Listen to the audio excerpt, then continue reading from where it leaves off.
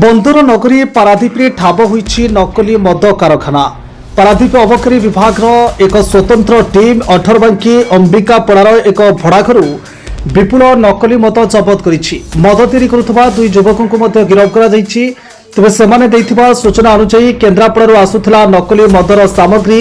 उक्त भड़ाघरू विपुल नकली विदेशी मदर लेबुल बोतल और एक मोटरसाइकेल जबत करा तेज से दीर्घ दिन धरी एठारे नकली मद तैयारी करी पारादीप और केन्द्रापड़ा अंचल में विक्रय करुथिले।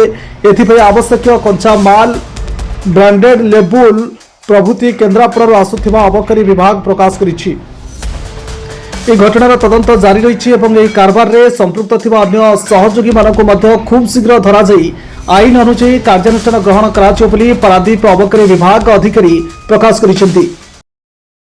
एक घरे दुई जन व्यक्ति डुप्लिकेट मद तैयारी करी ताकू पारादीपी और केन्द्रापड़ा एरिया रे विक्रय ପାଇଁ प्रस्तुति हेउतिबार खबर पाई पारादीपी रेंज स्टाफ एवं जिला भ्राम्यमाण अबकारी स्टाफ मिलित होई एक टीम गठन करी अंबिकापड़ा ग्राम रे अनिल सामल एवं गडबिन महांती रहुतबा भड़ाघरे चढ़ऊ करिथिलु।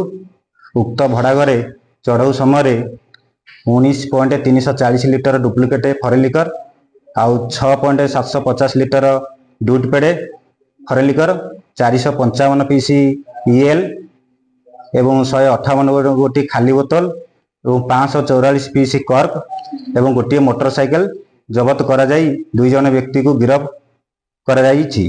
एही केस रे तदंत चालू रही एवं ताकू पचारिबारे से उक्त मद प्रस्तुत पई आवश्यक उपकरण केन्द्रापड़ारू आणुअछि बोली कहला।